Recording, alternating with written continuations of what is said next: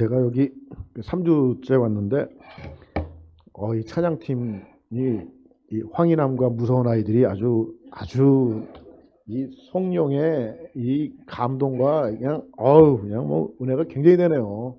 네? 뭐 무서운 아이들입니다. 그냥 저 사실 이 창세기 강의를 하면서 저희들이 이 창세기 3장이 굉장히 중요한 이 장이에요. 그래서 이 창세기 3장은 특별히 이제 신학적인 어떤 그 내용도 굉장히 많이 담겨 있고, 그래서 이 창세기 3장의 그림을 잘 이렇게 알고 계셔야지 이 요한계시록까지 이게 이제 하나님의 어떤 그 의도하시고 계획하시고 이제 이루시는 이 어떤 구속사의 어떤 전체 이 프로세스를 이 전체 그림이 이렇게 들어올 수가 있는 그 장면이 이제 오늘 창세기 3장이거든요. 그래서 자, 창세기 1장 그 우리가 창조를 했었을 때 그 잠깐만 제가 틀어놓고 좀 하겠습니다.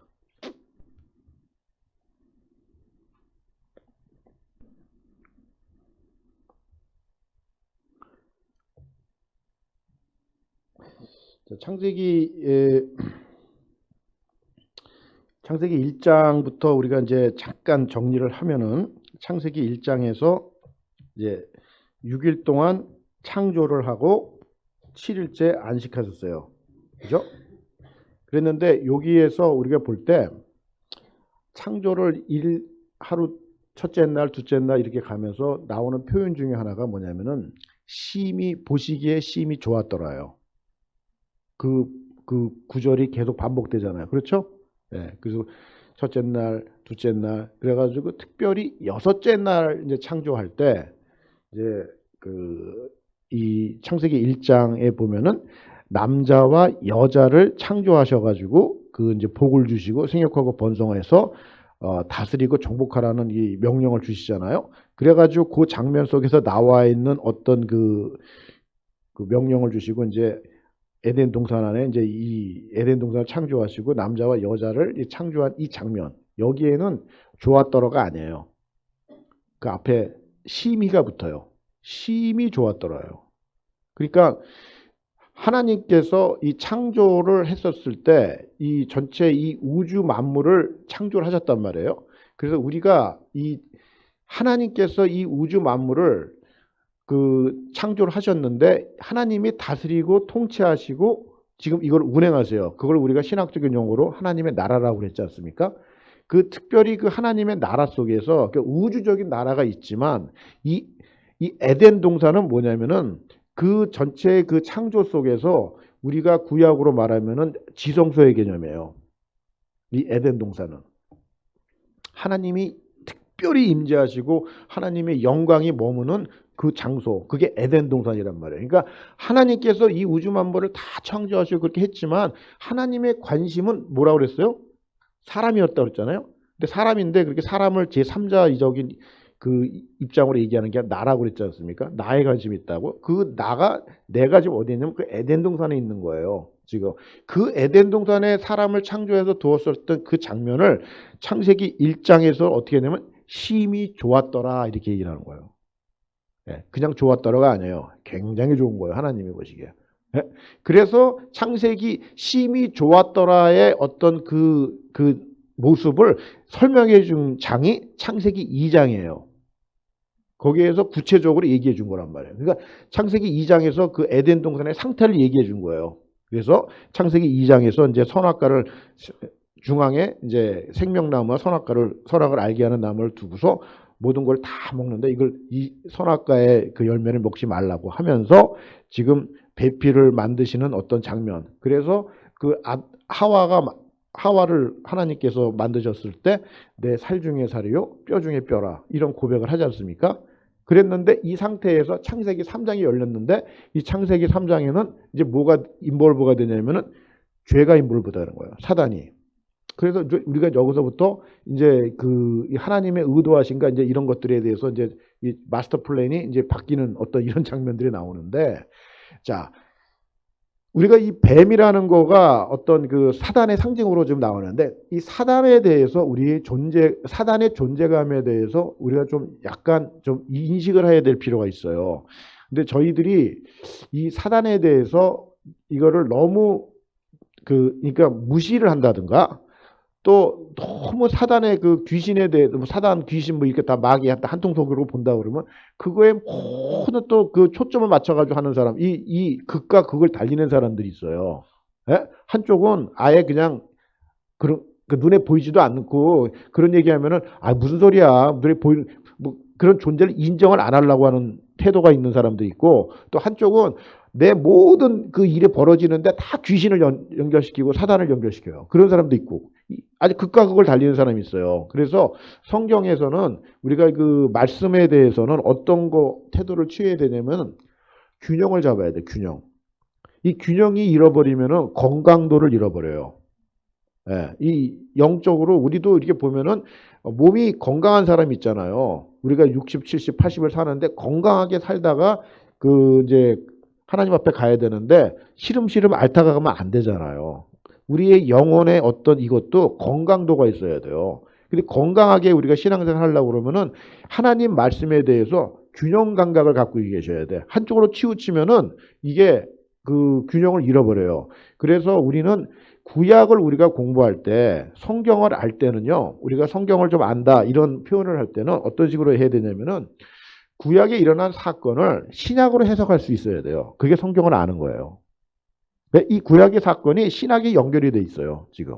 그래서 이 구약의 지난번에도 제가 창세기 1장 태초에 하나님의 천지를 창조하시라 이 사건을 신약의 기자들도 얘기를 했다는 걸 얘기해 줬잖아요. 네? 그러니까 신약에서 다 얘기를 해준단 말이에요. 지금. 그러니까 이런 균형을 갖고 있어야 돼요. 한쪽으로 책 한 권 읽고 얘기하면 균형이 쏠린다고 지금. 네? 그래서 그러면 이제 좀 불균형이 일어나는 거죠. 그러면은 이제 책 한 권 읽고 여기 와서 얘기하면은 이제 딱 들으면은 아 참 불쌍하다 이런 생각을 하면서 성경 좀 배워야겠다. 여기 성경 공부라고 좀 얘기를 해주셔야 된다는 거죠. 자, 그래서 이 사단에 대해서 얘기를 해야 되는데 이 사단을 우리가 어떤 식으로 이제 성경으로 딱 정리를 해야 되냐면은 자 이사야서 한번 펴보겠습니다. 이사야서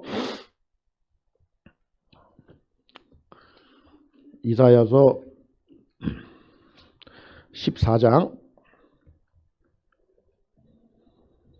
12절부터 자 12절 13절을 같이 14절까지 읽겠습니다. 다 같이 시작. 너 아침의 아들 계명성이여 어찌 그리 하늘에서 떨어졌으며 너 열국을 엎은 자여 어찌 그리 땅에 찍혔는고 네가 내 마음에 이르기를 내가 하늘에 올라 하나님의 무별 위에 내 자리를 높이리라. 내가 북극 지폐의 산 위에 앉으리라. 가장 높은 구름에 올라가 지극히 높은 이와 같아지리라 하는도다. 이게 지금 사단의 모습이라는 거예요. 그래서 원래 이 사단도 피조물이라는 거 아시죠? 예, 자 우리가 영적인 존재가 지금 얘기를 하라고 그러면 하나님이 영적인 존재죠. 성삼위 하나님이 영적인 존재죠. 자 사단이 영적인 존재예요. 예? 그리고 하나가 또 뭐 있냐면 사람이 영적인 존재예요. 그리고 나머지는 피조 세계에서 영적인 게 없어요. 요 세 부류인데 이 사단이 이 피조 세계에서 그 하나님이 만든 피조 세계에서 영적인 존재였는데 그 천사였었단 말이에요. 하늘에서 천사였다가 교만해져서 자기 위치를 벗어난 거예요. 그래서 이 장면을 예수님의 동생 유다서 저 어디 성경 공부를 하는데 유다서 그랬더니 유다서의 저자가 가론 유다라고 생각하는 사람이 있다고 어떤 분이 그러더라고. 농담이지만 자, 그 예수님의 동생 유다서에서 어떻게 얘기하냐면은 자기 처소를 떠난 천사라고 얘기를 해요. 그게 사단이에요. 그러니까 자기 위치를 벗어난 지난주에 제가 그 돕는 배필 얘기하면서 그 하나님의 복은 그 위치 안에 그 질서 안에 있었을 때 그 위치를 잡아주는 게 복의 현장이라고 그랬지 않습니까? 근데 그 위치를 벗어나면은 그게 죄고 타락이라는 거예요. 그래서 사단이 그런 식으로 자기 위치가 있었는데 그거를 아까 가장 높은 하나님의 무별보다 더 높은 자리로 올라가겠다는 거 아니야. 그러니까 하나님의 자리를 넘보는 거예요, 지금. 자기 위치를 벗어나가지고. 피조물이. 예? 자, 그게 지금 사단의 정체인데, 이 사단의 어떤 그 모습 속에서 예수님이 전체적으로 사단을 이거라고 그 내용을 얘기해 준 게 있어요. 자, 요한복음 8장 한번 펴보겠습니다.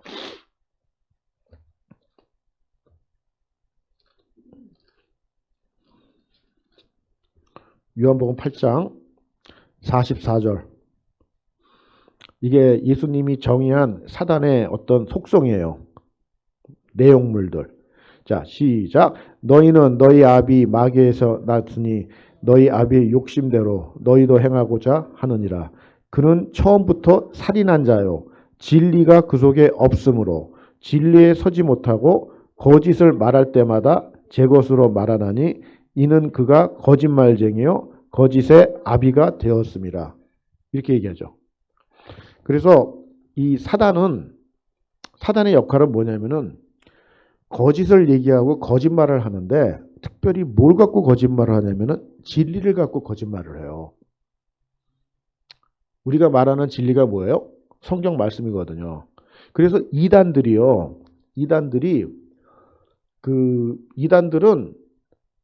교회를 전혀 모르고 완전히 이 그 말씀에 대해서 제로인 상태에 있는 사람은 전도를 안 해요.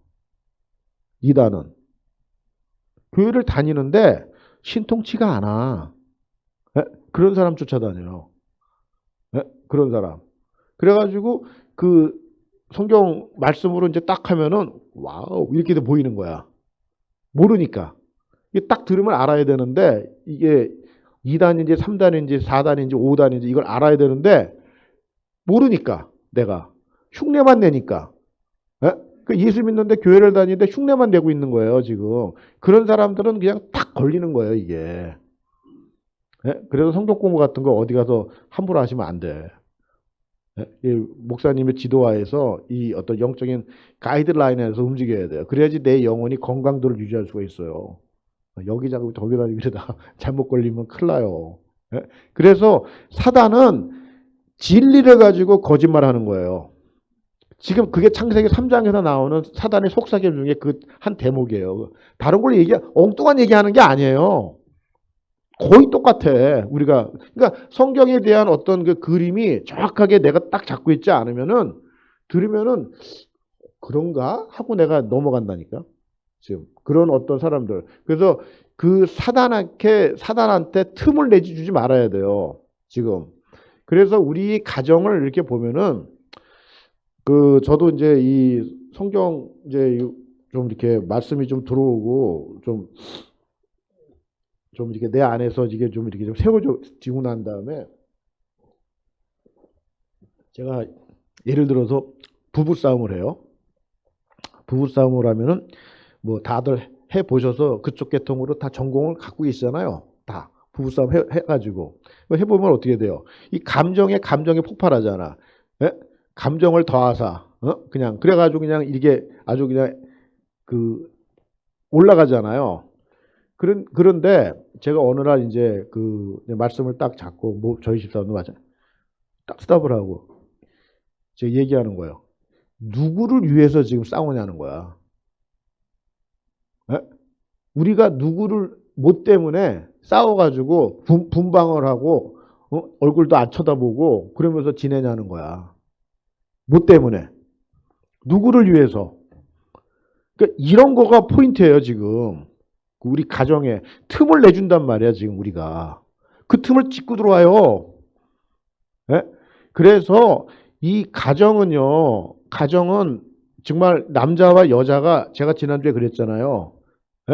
사명의 관계라고. 이런 어떤 눈을 갖고서 우리가 대처를 해야 돼요. 그렇지 않으면은 뒷문 열어놓고 지금 있는 거라고, 지금, 우리가. 그래서 싸울 때도 좀 이렇게 각성들을 하셔가지고, 잠깐, 지금 누구를 위해서 싸우냐는 거야. 어떤 분들 이혼한다고 그래. 누구를 위해서 이혼하냐는 거예요. 가정을 깨냐는 거야. 누구를 위해서. 그런 거 생각을 해야 된다는 거예요, 지금. 아니, 뭐 때문에 그러니까 이혼하겠다는 이유는 알겠는데, 그렇게 둘이 이혼해가지고 그러면은 행복해지냐? 애들도 있고 그러는데, 누구를 위해서 이혼하냐는 거야. 예수 믿는 사람들의 가정이 이렇게 지금 우리가 보호받지 못하면은 우리는 다 깨져요. 어떤 한 사건이나 어떤 한 동기에 의해서. 예? 그래서 이거를 우리가 넘어가고 해서 말씀으로 이게 우리가 정말 이 가정이 온전하게 보호를 받지 못하면은 이거는 정말 사단은 아주 집요하게 이 정말 이 가정을 깨기 위해서 고도의 작전을 펴서 우리가 들어오는데 우리는 뭐 그냥 헐랄래 하고 있는 거예요 지금. 예? 마음 다 열어놓고.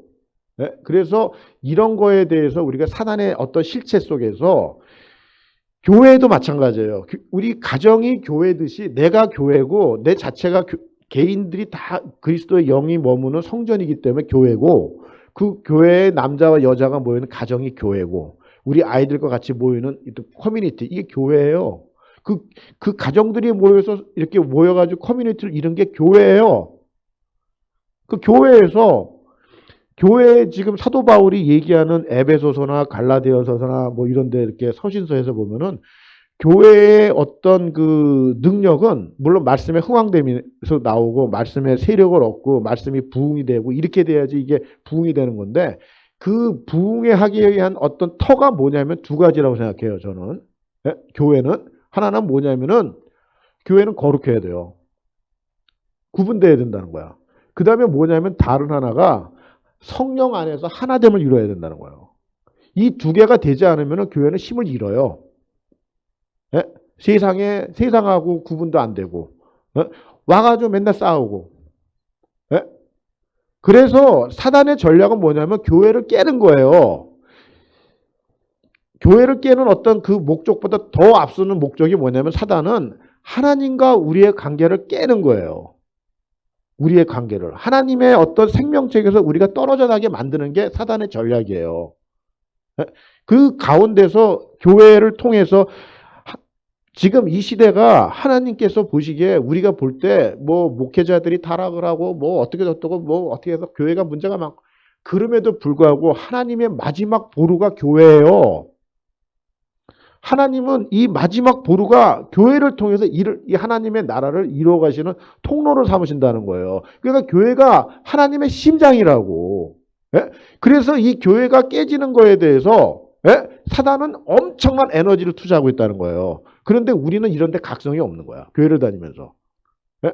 그래서 우리가 성경을 알고 말씀을 알고 이런 걸 알면은요. 우리 스스로가 딱 뭐에 대해서 이 공격에 대해서 디펜스 할 수 있는 어떤 이 모드가 있어야 돼요. 그게 에베소서에서 얘기하는 영적 전쟁에 대한 전신갑주를 입으라고 얘기하는 거잖아요. 예? 그래서 그 전신갑주를 입고 우리가 지금 이 돌아가는 어떤 이 정세를 부각하면서 우리 교회에 그런 일이 벌어지는지 안 벌어지는지. 예? 교회에서의 일어나는 어떤 이 해프닝이 지금 어떤 식으로 우리가 이거를 해야 되는 그 성령 안에서 하나됨을 이루는 것이 교회의 파워예요. 네? 그걸 못 이룬다. 네? 특별히 이게 사도 바울이 그 얘기했던 그 서신서에서 나오는 그 성령이 하나 되면 당시에 유대인과 이방인, 예? 그 다음에 종과 상전, 예? 다 노예잖아요. 예? 로마 시대 때. 예? 그러면서 유대인들은 유대인대로 또 이방인들은 개 돼지 취급하고 어떤 이런 갈등 구조가 그 1세기 사도 바울이 세운 교회 내에서 어마어마하게 벌어졌거든. 예? 그거를 극복하지 못하면 교회는 예수 그리스도의 한몸된 교회에서 능력을 발휘할 수가 없다고 진단하는 거예요. 지금. 근데 이런 데에서 지금 우리가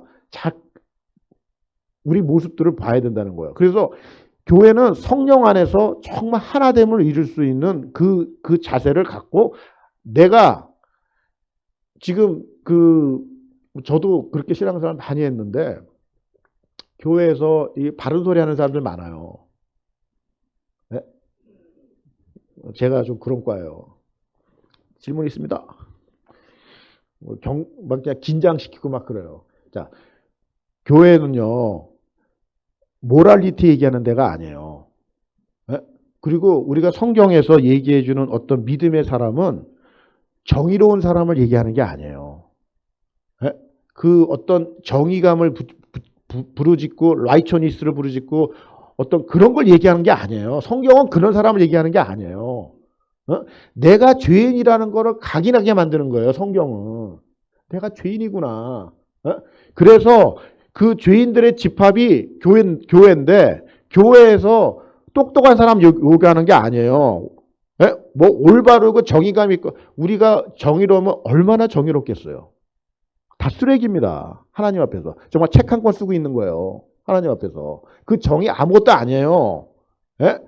그렇기 때문에 교회는 똑똑한 사람, 정의로운 사람, 착한 사람, 이런 사람 원하는 게 아니에요.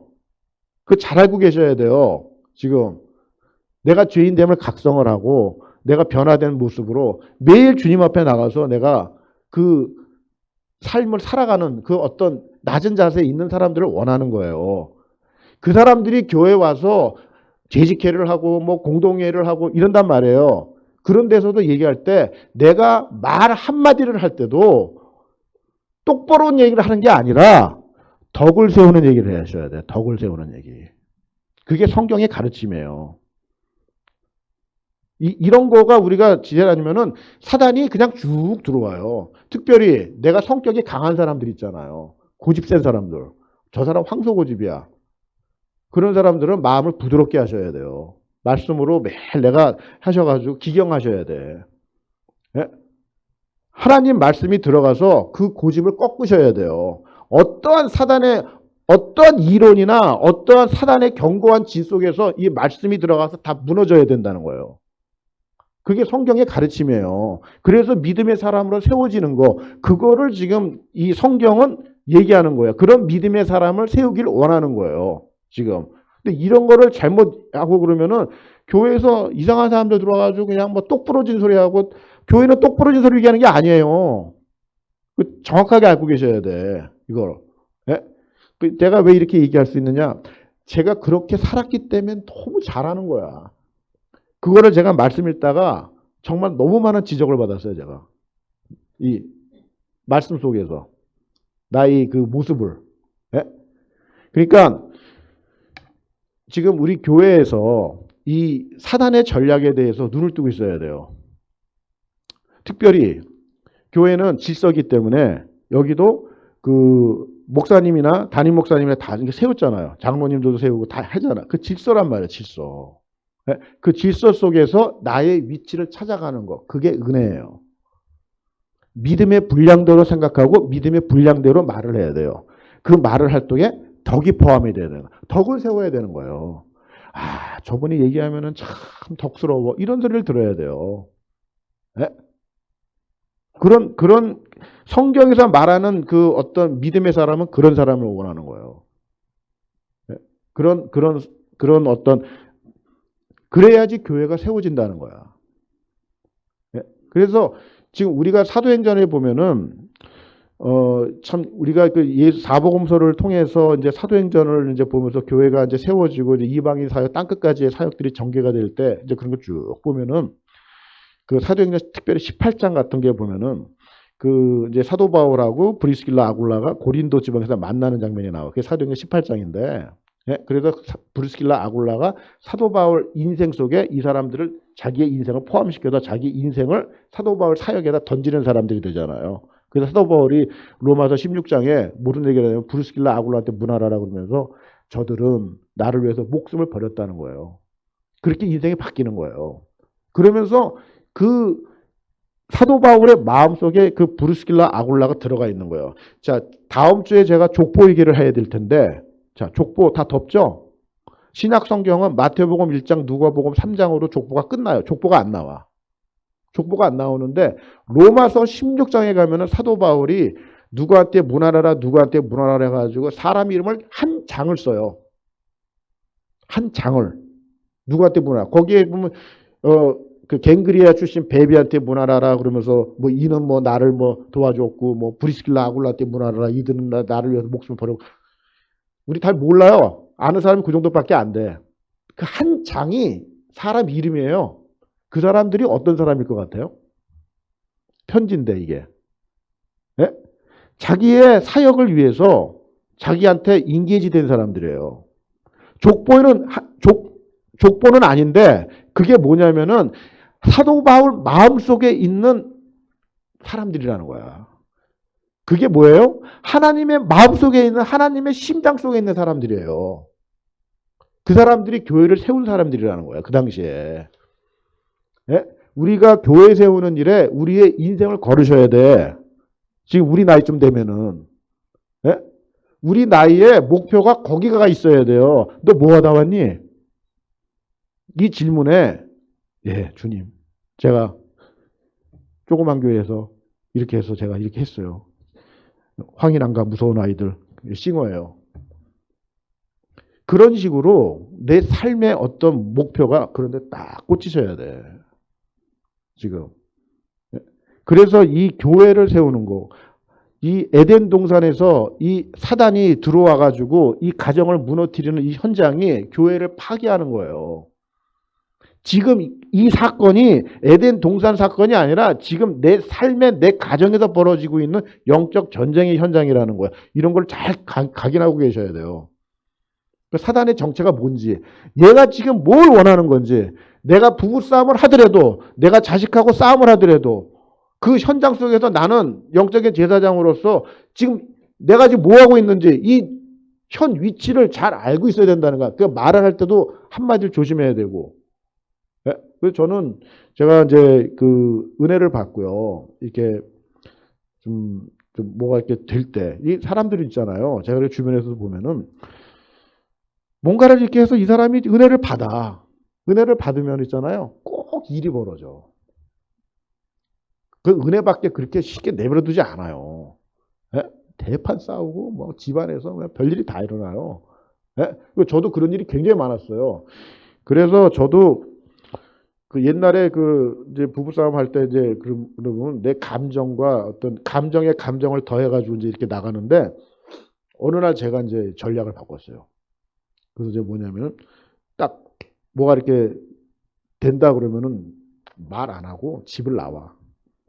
어떨 때 극장 가요. 달래는 거야. 말 안 하고. 예? 말하면 싸움되니까. 분을 달래는 거예요. 말을 아껴야 돼, 말을. 이 말 때문에 다 깨지는 거예요, 내 은혜가. 이 영적인 진보는요, 제가 이렇게 해보니까, 제가 새벽 기도가 하고, 큐티하고, 뭐, 전도하고, 이 영적인 진보는 하나하나 올라가는 거예요, 하나하나. 1층에서 100층으로 올라가지 않아요. 하나님의 방법은 하나에서 둘 되고, 둘에서 셋 되고, 셋에서 그 한 계단 한 계단 올라갈 때 정말 내 무릎이 다 까지면서 그렇게 그냥 처절하게 올라가는 거예요. 영적인 진보는. 근데 그게 100층까지 올라갔잖아요. 추락하는 건 한 방으로 떨어져요. 그게 사단의 전략이라는 거야. 그게 대부분 말이에요, 말. 그래서 은혜를 우리가 가정에서 가정 생활할 때 남편과 아내가 이렇게 얘기를 하고 대화를 하고 할 때 은혜를 담잖아요. 은혜를 담는다. 이 표현을 제가 어떻게 하냐면 크리스탈 용기에다가 은혜를 담는 거예요. 그러면 크리스탈에다가 은혜가 딱 들어가 있잖아. 예? 그랬는데 내가 말로 이 크리스탈이 떨어지는 거예요. 땅바닥으로. 어떻게 돼요, 그러면? 크리스탈 깨지면 못 붙입니다. 그런 상태가 되는 거야. 그게 사단의 전략이에요. 그게. 내가 그렇게 어렵게 해가지고 올라가가지고 했는데 한 방에 그냥 내 말로 그걸 다 깨먹는단 말이에요. 요게 우리 가정에서 벌어지고 있는 사단의 고도의 전략이에요. 그러니까 이걸 알고도 대처를 해야 된다는 거야. 저는 이것 때문에 정말 많이 정말 그 처절하게 제가 또 현장을 또 싸운 거예요. 그래서 뭐 남자와 여자가 믿음이 좋고 영적으로 뛰어난데 안 싸웁니까? 그런 가정 없어요. 다 싸워요. 목사님도 싸워요. 목사님 싸우시죠? 대답을 안 하시네. 목사님도 싸워요. 아무리 홀리한 사람도 부부간에 싸운단 말이야. 그 싸울 때 이 실체를 알고 싸우라는 거죠. 우리가 이제. 네? 실체를 알아야 돼요. 그래서 이런 과정 속에서 우리의 가정을 지금 이 에덴 동산에서 지금 이 뱀이 들어와가지고 그 여자를 유혹해가지고 했는데, 자, 죄가 들어왔어요. 내 살 중에 살이를 뼈 중에 뼈라고 얘기한 아담의 고백이 어떻게 변하냐면은 아담을 이제 부르세요, 하나님이. 아담아, 아담아, 어디 있느냐. 자, 아담을 부르실 때 아담아 아담아 어디 있느냐 이 얘기는 하나님이 아담아 너 어디 숨었니 이걸 물어보는 게 아니에요. 지금 죄를 짓고 나서 네 위치가 어디고 네 지금 상태가 어떠냐는 걸 물어보는 거예요. 예? 그런데 여기서 지금 뭐라 그래요? 자, 10절 보세요. 3장 10절. 자, 내가 동산에서 하나님의 소리를 듣고 내가 벗었음으로 두려워 숨었나이다. 그러니까 11절 이르시되 누가 너의 벗었음을 내게 알렸느냐? 내가 내게 먹지 말라 명한 그 나무 열매를 내가 먹었느냐? 아담이 이르되 하나님이 주셔서 나와 함께 하신 여자 그가 그 나무 열매를 내게 주므로 내게 먹었나이다. 이렇게 얘기하죠. 살 중에 살, 뼈 중에 뼈가 이렇게 변하는 거예요. 그러니까 죄가 들어오면은요. 죄의 특성이 뭐냐면은 내가 잘못했습니다. 이렇게 인정하는 사람 거의 없어요. 다 남 핑계대. 다 남 핑계대요. 그래서 이런 사건 속에서 가정이 망가지는 거예요. 가정이. 그래서 이 죄가 들어왔었을 때 이 지금 하나님과 이 아담과 하와의 어떤 상태는 뭐냐면 동산을 같이 거닐고 이 사람들이 다 벗고 다녔는데 수치를 모르고 살았단 말이에요. 네?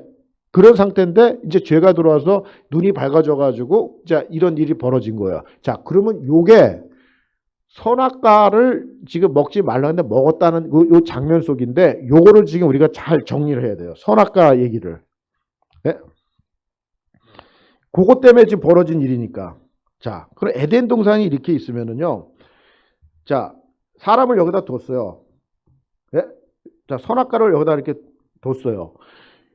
중앙에도 뒀기 때문에. 그러니까 에덴 동산 중앙에 뒀다는 건 다 보인다는 얘기예요. 어디에 있든지. 에덴 동산에서 선악과를 딱 보면은 그 중앙에 있으면 선악과가 딱 보이게 만들었다는 거야. 어디에서나 다 보일 수 있게 만들었다는 거예요. 그래서 이 선악과가 지금 요 안에 있는데 요 선악과의 기능이 뭐냐는 걸 우리가 알아야 돼요. 선악과의 기능. 그래서 아까 얘기한 대로 자, 우리가 피조 세계에서 지금 하나님이 창조한 이 창조물 가운데 이 에덴 동산이 하나의 창조물이에요. 창조물인데 이 선악과를 다 가운데다 도구를 하신 말씀이 뭐냐면은 이 안에 모든 것을 네 마음대로 다 하라는 거야. 이 안에 있는 거. 동물, 식물 뭐 다. 네 마음대로 임의대로 먹고 네 마음대로 다 하고 이거를 관리하고 경작하라는 거야. 그런데 요거 하나는 하지 말라는 거야. 이 열매는 건들지도 말고 먹지도 말고 먹으면은 자 2장 17절 한번 보겠습니다. 창세기 2장 17절 다 같이 시작.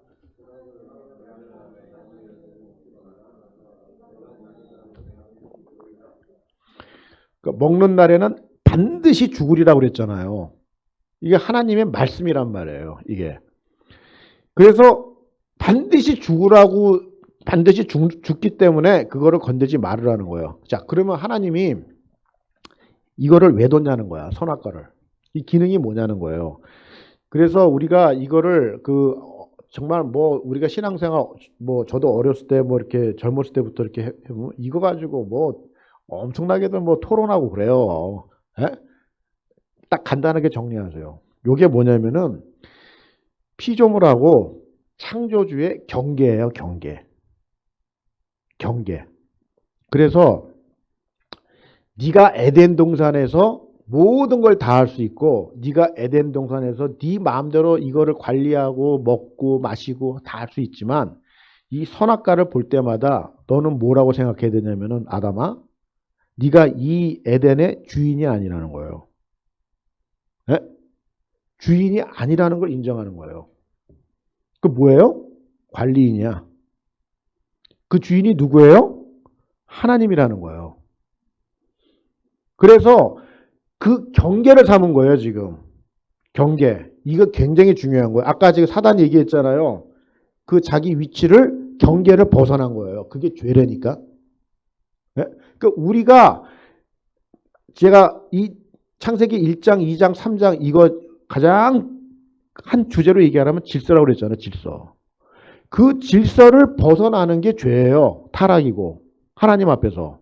그 질서 안에 내 자리를 잡는 게 은혜고 그게 생명이에요. 예? 그런데 지금 이 선악과를 볼 때 너는 뭘 생각해야 돼? 내가 주인이 아니구나. 하나님이 이 동산의 주인이시고 이 동산의 왕이시고 하나님이 이 전체의 주인이시구나. 나는 하나님께서 나를 창조하셔가지고 나를 여기다 두어서 하나님을 섬기라고 한 관리인이구나. 청직이구나. 이렇게 돼야 된다는 그 신분의 자각을 하라는 거예요. 그 자기 위치잖아 그게. 네? 이거를 벗어나게 하면 죄가 된다니까. 우리가 그 창조에도 보면은요. 창조를 할 때 하나님께서 창조할 때 욥기에 보면 이런 말이 있어요. 우리가 바닷물 있잖아요. 바다가 이렇게 그 바닷물을 이렇게 보면은 이제 파도가 치고 이제 육지까지 들어오잖아요. 거기에 보면 이런 표현을 써요. 욥기에 보면은 바닷물의 경계를 정했다는 거야. 여기까지라고. 하나님께서 못 넘어오도록 여기까지 하는 경계를 줬다는 거야. 이 모든 피조 세계는요. 모든 피조 세계는 하나님이 정한 경계가 있어요. 그걸 우리가 지난번에 첫 시간에 얘기했잖아요. 종말이라고. 우리 인생에도 경계가 있다는 거예요. 그 경계를 넘어갈 때 하나님을 대적하는 거예요. 이런 걸 우리가 이제 인식하고 있어야 된다는 거야. 이런 어떤 인식이 안 되면은요, 그냥 지난번에 얘기했잖아요. 그 부르도자. 그 브레이크 고장난 부르도자가 비탈길 내려가면서 그냥 여기 치고 저기 치고 그냥 다 망가지는 거예요. 인생이. 컨트롤이 안 된다는 거예요. 지금.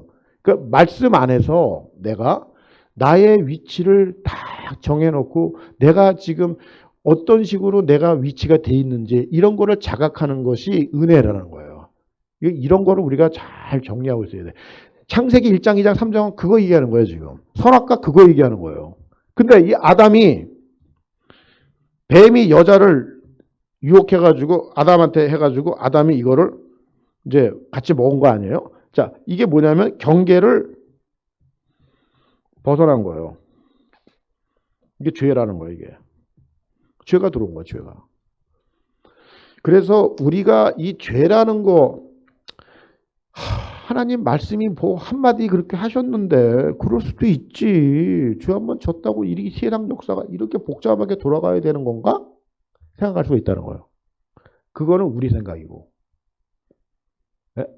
그러니까 제가 첫 시간에 얘기했잖아요. 하나님하고 나하고 다르다는 걸 얘기했잖아요, 제가. 성경 속에서. 내가 다른 거예요. 하나님은 하나님이고 나는 나예요. 난 피조물이에요. 다 날아가는 존재라니까. 먼지라니까. 예? 내 수준으로 하나님을 끌어들여서 성경을 해석하고 하나님 말씀을 농담으로 들으면 다 망하는 거예요. 예? 하나님 말씀에 대해서 심각성이 없는 사람들은 다 망하는 거예요. 생명책에서 다 끊어지는 사람들이에요. 그게 롯이고요. 롯 아시죠? 아브라함 조카 롯. 소돔성에서 야 여기 지금 유황불로 떨어져가지고 다 망해. 농담으로 여기는 거야. 그 사위들하고. 예? 하나님 말씀을 농담으로 여기는 거야. 홍수가 나. 노아가 얘기했어요. 농담으로 듣는 거야. 농담으로. 예? 농담으로 들으니까 어떻게 돼요? 다 망하는 거라니까. 하나님 말씀에 대해서 심각성이 없는 사람들은요, 다 망하는 거예요. 생명책에서 다 벗어나는 거예요. 우리가 이런 거를 좀 잘 알고 있어야 되는 게, 지금 이 하나님의 나라가, 이 하나님의 나라에 대해서 우리가 좀 잘 정리해야 된다고 지난주에 얘기했지만, 하나님의 다스림과 하나님의 통치와 하나님의 이 어떤 이 지배, 이거를 하고 있는 그 영역이 하나님의 나라인데, 이 성경은 이 하나님의 나라에 속한 자가 있어요. 하나님 나라에 속한 자들은 하나님의 말씀을 듣나니 이렇게 얘기를 해요. 말씀에 관심 있는 거예요. 여기에 속한 자들은. 그래서 성경은 딱 두 길을 얘기하는 거예요. 하나님의 나라, 세상 나라. 두 길을 얘기하는 거예요. 예? 그래서 하나님의 나라에 속한 자들은 하나님의 말씀이 기준이 되는 거예요. 거기에 목숨을 거는 거예요. 예? 이 말씀 하나를 붙잡고 자기 목숨을 건단 말이에요. 예? 그게 성경 속에 나오는 인물들이에요. 히브리서 11장에 나오는 믿음의 전당에 들어가는 사람들. 예? 우리의 손조들, 믿음의 조상들이 거기에 들어가는 거란 말이에요. 목숨을 걸은 거라니까. 그런데 그거를 농담으로 들어요. 세상 나라예요. 이 세상 나라의 가치관은 뭐예요? 하나님 말씀이 아니라는 거예요. 잘 먹고 잘 살고 더 많이 가지고 좋은 차 타고. 예? 그러니까 이 하나님의 나라에 어떤 속한 자들이 많겠습니까? 세상 나라에 속한 자들이 많겠습니까? 그래서 우리가 구원을 받았다. 교회 다닌다고 내가 구원받았다. 자신 있게 얘기하지 마세요. 사도 바울은 이 파트에 대해서 너희가 구원을 받는지 너희가 구원을 매일 점검하고 너희 구원을 이루라고 얘기해. 매일의 삶에서. 복음에 합당하게 생활하라는 거예요. 예? 교회 다닌다고 내가 구원받았다 이렇게 자신 있게 하면 안 된다는 거예요. 지금. 너무 이 구원론이 싸구려 구원이 됐어요. 지금. 우리 이제 기독교가. 어? 그래서 지금 하나님의 나라에 속한 자와 세상 나라에 속한 자 두 개로 딱 구별이 되는 거야. 이 성경에서의 그 길은. 딱 두 길이에요. 그래서 이 하나님의 나라에 속한 자, 예수님 그리스도가 얘기한 게 뭐냐면은 좁은 길이라고 얘기해요. 이거를. 좁은 길. 좁은 길 가는 사람이 많겠어요? 넓은 길 가는 사람이 많겠어요? 구약부터 신약까지 그 성경의 인물들을 한번 쭉 연구를 해보시라고. 어떤 길이 많은 사람이 가는지. 말귀를 못 알아들어요. 그렇게 얘기해 주는데. 못 알아들어.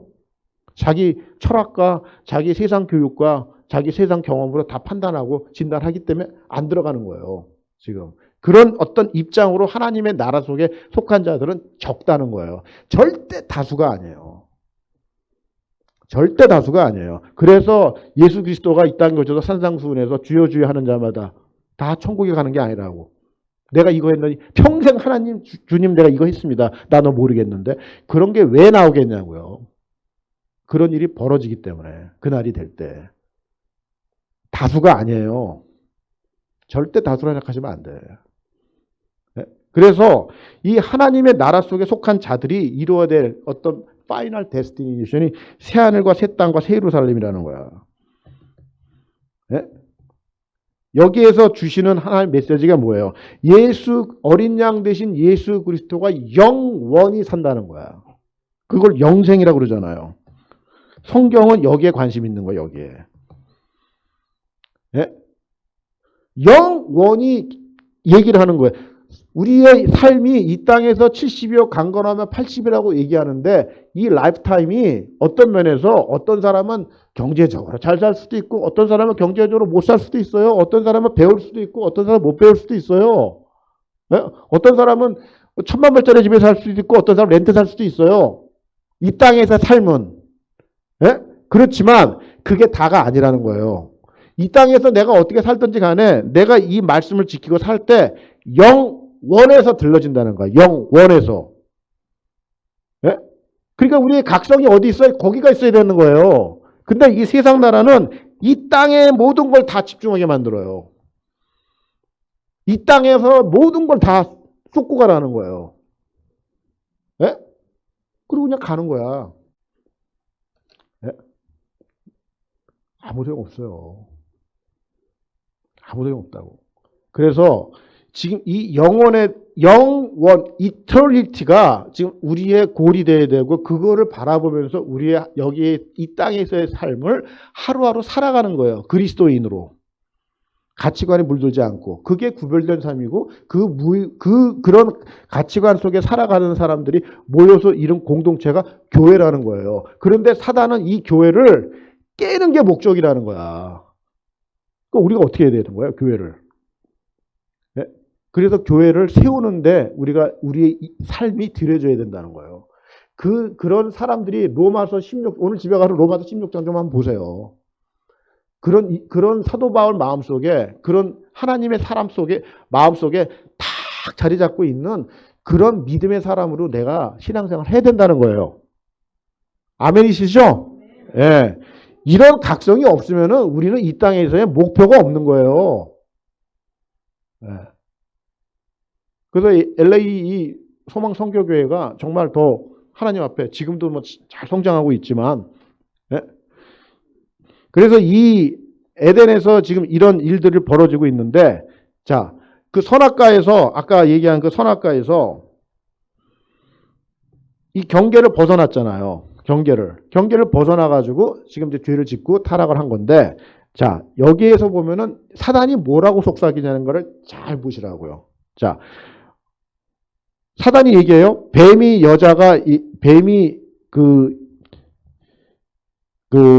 얘기를 하는데, 너희가 결코 죽지 아니하리라 이렇게 얘기해요.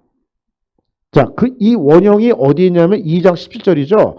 네가 먹는 날에는 반드시 죽는다는 거예요. 근데 뱀은 뭐라고 그래요? 뱀이 이르되 결단코 죽지 아니한다는 거예요. 제가 얘기했잖아요. 사단은 진리를 갖고 흔든다고.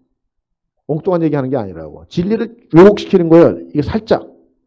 그러니까 헷갈리는 거야. 정말 그러나? 안 죽나? 응? 자, 5절 뭐라고 그래요? 너희가 그것을 먹는 날에는 너희 눈이 밝아져 하나님과 같이 되어 선악을 알 줄 하나님이 아심이니라. 자, 여기서 잘 보시라고요. 이 사단의 속삭임 중에서 포인트가 뭐냐면은 경계를 벗어나게 하는데, 아까 사단 얘기했잖아요. 하늘에서의 천사가 타락을 해가지고 지금 그 사단이 된 그 어떤 배경을 제가 얘기했잖아요. 자, 여기서도 마찬가지예요. 너희가 이걸 먹으면 안 죽는데 하나님과 같이 된다는 거야. 하나님과 같이. 이 경계를 오버시키는 거예요, 지금. 그러니까 모든 죄의 근원은 내가 하나님 되는 거예요. 그게 바벨탑이고요. 네? 그 대표적인 사건이 바벨탑이에요. 네? 그래서 내가 주인 된 사람들은요, 우리가 교회를 다녀도 이게 바뀌지 않는 사람들은 무지하게 많아요. 교회를 다닌다고 해서 내가 그리스도인이라고 얘기할 수 있는 근거는 뭐냐면은 내 인생의 주인이 그리스도시구나. 응? 예수는 그리스도, 예수는 주.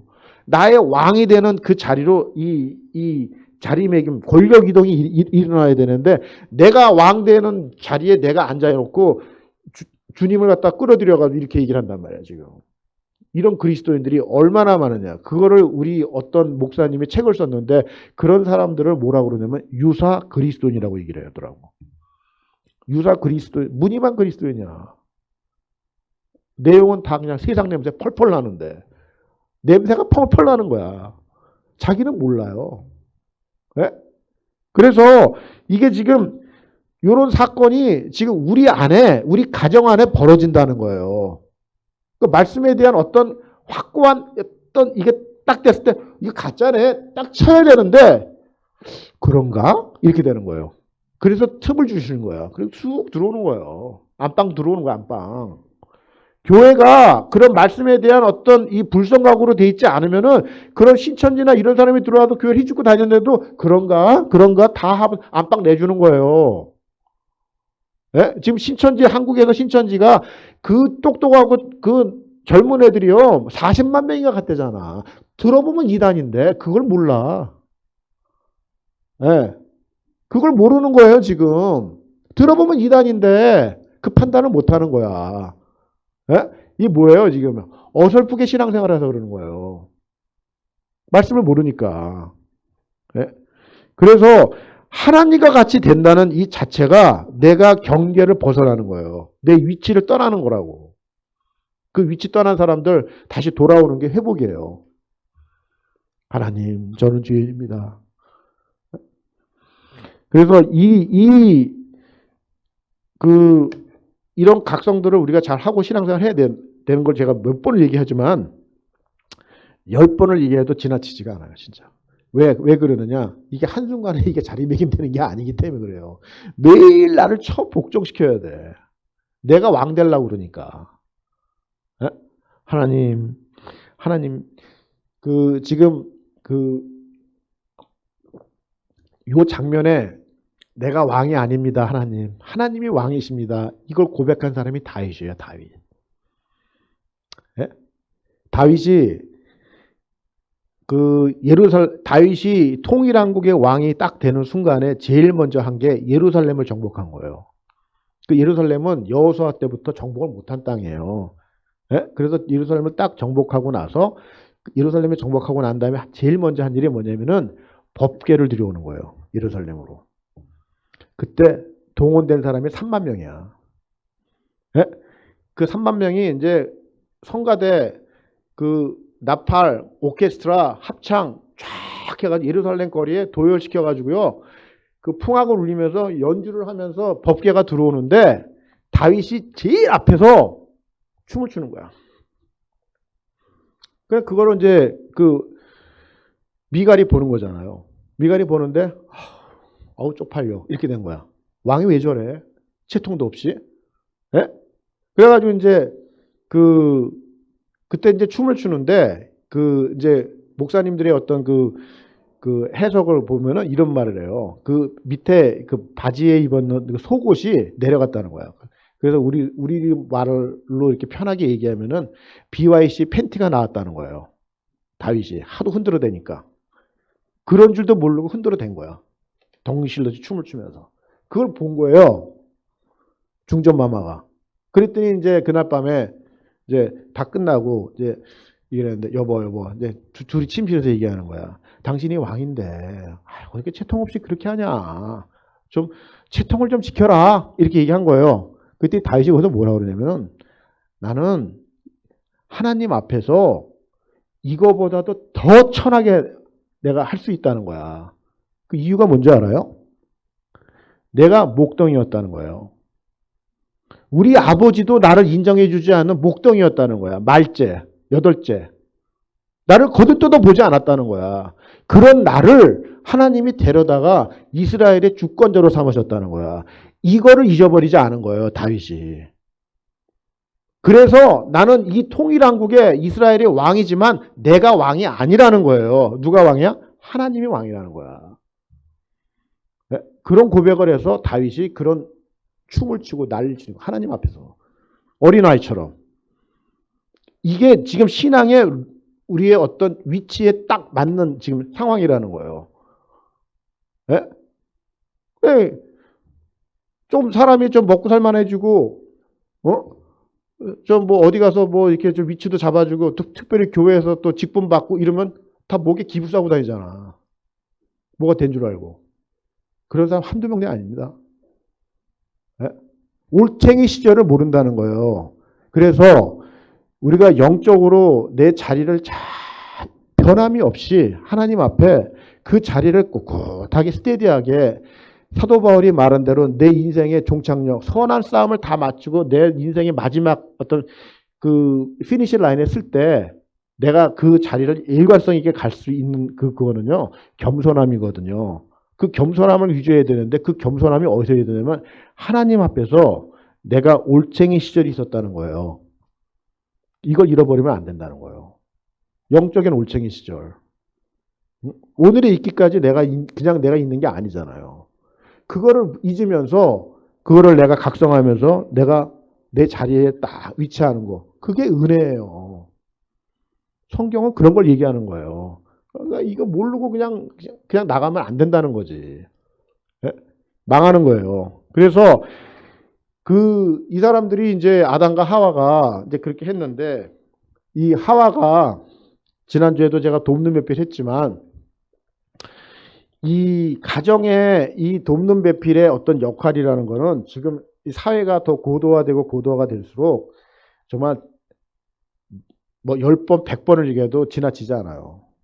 지금 지난번에 제가 얘기했지만 아담이 영적인 제사장권과 왕권을 가지고 밖에 나가서 이 어둠의 세상의 영역에서 살아가면서 나의 신분의 정체성을 유지하고 내가 하나님 앞에서 섬기면서 나를 갖다가 드리면서 살아가는 거 쉽겠어요?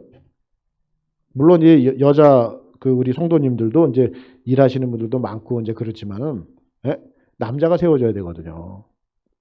이 남자가 정말 제대로 된 가치관을 갖고 살아가려고 그러면은 이 돕는 배필이 이 가치관이 영원을 바라보는 하나님의 나라를 바라보는 그런 가치관이 되지 않으면은 이 아담은 밖에 나가면은요 남자들이요 돈 벌라고요 눈에 그냥 불씨 그냥 키고 다니고 그냥 돈에 그냥 자기 양심 다 팔고요 뭐 직분 다 팔아요 돈 앞에서 그런 세상에 살잖아요, 지금 우리끼리.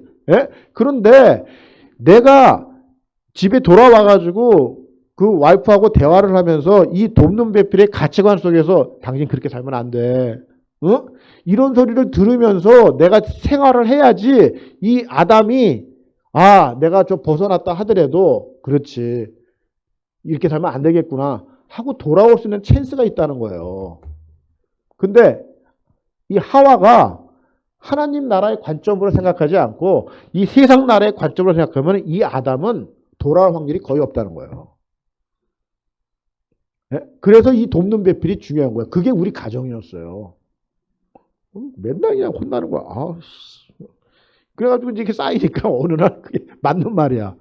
내가 좀 돌아온 거예요. 그렇게 되거든요. 그러니까 이 돕는 배필의 가치관이 하나님의 나라를 바라보지 않는 그런 가치관으로 돼 있는 가정은 이 아담은 변질되기가 딱 알맞아요. 돌아오기 쉽지 않아요. 이런 가정이 있어요. 어느 목사님이 한국은 천당 밑에 분당이래. 들어보셨죠? 그런 말. 그러니까 분당에 사시는 분이야. 근데 이 권사님인데 신방을 간 거예요. 그래서 이제 목사님하고 이제 기도를 하는데 권사님 기도 제목이 뭐예요 이 가정에? 그랬더니 목사님 저희는요 뭐 너무 뭐 평안하고요 뭐 아이들도 너무 잘 되고요 그래서 뭐 별로 기도할 게 없어요 이러더래. 그래가지고 이제 뭐 이렇게 이제 교제하고 나왔는데 이 목사님이 이제 마음이 어떤 마음이 들어왔냐면 너무 씁쓸한 거예요. 이 목사님 왜냐? 그 집에 남편하고 아들 둘이 있는데 권사님하고 이게 그러니까 그 남편과 아들 둘이 이렇게 있는 네 식구가 사는데 거기도 예수 믿는 사람이 권사님밖에 없는 거야. 근데 이 남편이 한국의 대기업의 임원진이고 아들 둘이 하나는 서울법대 나오고 하나는 서울의대 나오고 잘 먹고 잘 사는 너무 잘 사는 거야. 그런데 뭐냐면 그 가정에 예수 믿는 사람이 권사님 혼자라는 거야. 그런데 기도 제목이 없대.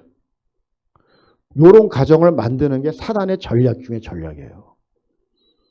목사님이 가슴이 무너지고 그냥 집에 왔다는 거야. 의식이 그 정도밖에 안 되는 거예요. 권사하면 뭐하고 장하면 뭐합니까?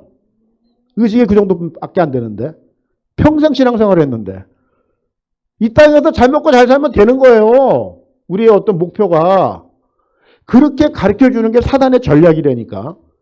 그 전략 속에서 우리 아이들이 다음 세대가 나오는 거예요. 그런 가정이 아무리 하나님의 생명체에서 다 끊어진 사람들이라니까. 그러니까 이런 어떤 실체를 우리가 보고 있어야 된다는 거예요. 사단은 이런 가정을 만드는 게 목표예요. 적당히 해. 교회 다녀. 그럼 적당히 하라니까. 그 정도 다니기 원하는 거예요. 그러니까 지금 여기서 우리가 인생의 어떤 좌표가 지금 우리가 교회 나오고 내가 지금 그랬잖아요. 우리 나이 60 정도 되는 사람들이 지금 뭐 교회 나와서 예배드리고 뭐 하고 이렇게 성경 공부도 하고 뭐 이렇게 하는데 왜 하냐는 거예요. 우리가 구원받으려고 이거 하는 거예요, 지금? 우리가? 그거 아니거든요. 우리가 그 구원받으려고 턱걸이 구원받으려고 지금 여기 나와서 지금 강의 듣고 성경 공부하는 거 아니라는 거예요. 뭐예요? 우리의 인생이 남은 인생이 정말 하나님 앞에 잘 정리해서 내 초점을 다시 한번 말씀에 맞춰서 내가 주님 앞에 쓰는 그날까지 하나님 앞에서 쓰임받기 위해서 우리가 여기 있는 거 아닙니까? 네. 쓰임받기 위해서 여기 있는 거예요. 이 인간의 가장 피조물인 인간이 가장 행복하고 정말 어떤 인생의 어떤 significant life 그거 되는 거는요. 하나님 앞에 붙들려서 쓰임받는 인생이 될 때 가장 행복하고 significant 인생이 되는 거예요. 이런 의식이 없으면은요. 그냥 이 땅에서 잘 먹고 잘 살아 가면 되는 거예요. 다 생명적에서 벗어난 사람들이에요. 난 널 모른다.